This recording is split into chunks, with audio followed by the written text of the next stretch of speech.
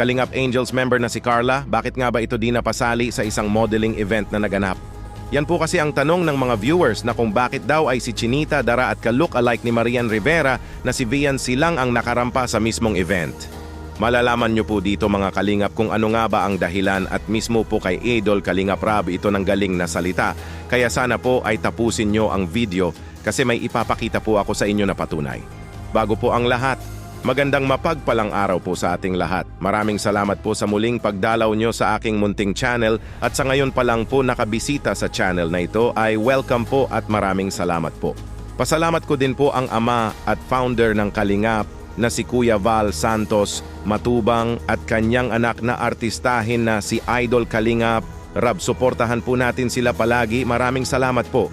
May isang modeling event nga na ginanap at invited nga po dito si Idol Kalingap Rab at Ma'am Jackie na mapili bilang maging part sa judges. At may Kalingap Angels din po ang na-invite sa rampahan at ito nga ay sila artistahing Labandera Veancy na kahawig ni Marian Rivera at ang Chinita ng kabundungkan na napaka-strong na si Dara. Sobra po talagang pinabilib nila ang buong crowd at nagsisigawan nga ito nang nag-umpisa na silang rumampa. Grabe pang beauty queen po talaga kung kumilos.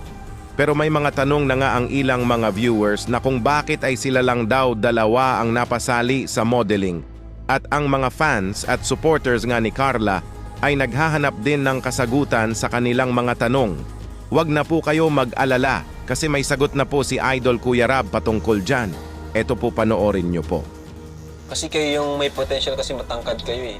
Tangkad kayo ni Beyonce. Kaya kayo yung pinili ni Boss Alvin. Hindi naman ako pumili. Si Boss Alvin yung nag-ano.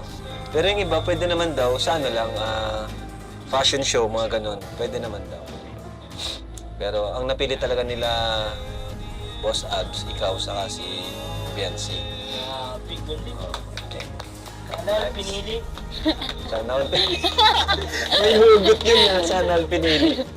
Kaya pala, ang pumili pala nito ay ang mismong nag-invite sa kanila. At ang napisil nga na napili ay si Viancy at si Dara lang po talaga kasi sa height po kasi sila nag-base at di po naman natin masisisi sila dito kasi sila naman po talaga ang may alam tungkol sa mga modeling.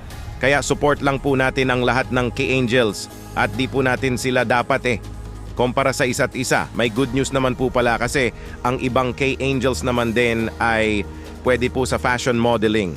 Kaya all goods po talaga.